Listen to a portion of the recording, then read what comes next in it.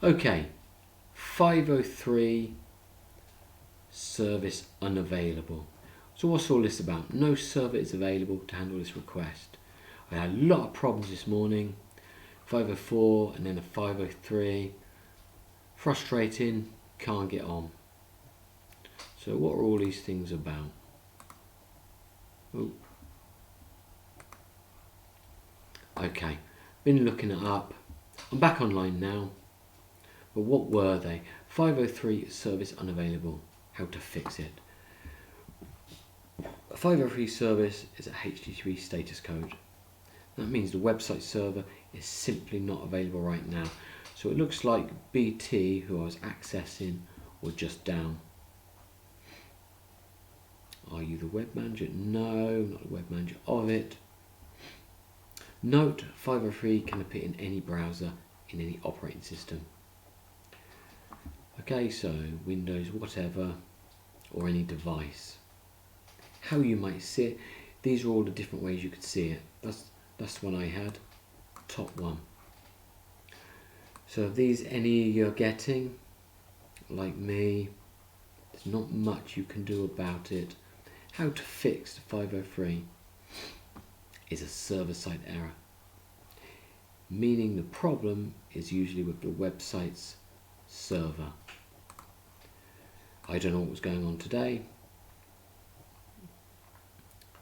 You can retry it, restart your router. These are the same things I had, explanations I had on a 504. So you can trial these things, restart your router and modem. But it's likely to be a server-side problem. Come back later. Since the 503 service unavailable error is a common error message. When a huge increase in traffic by visitors is overwhelming the service. So that might be it. A huge increase in traffic. So is it something unusual? Is it something unusual there? This morning might have been incredibly busy. So that adds something new. Possibly. Fixing it on your own site. Look at things like bandwidth throttling, system resources, so the size. Getting more traffic than your site was built to handle almost always triggers a 503. So that's something worth thinking about on your own site. I've had my own sites, but I guess it'd have to be something massive.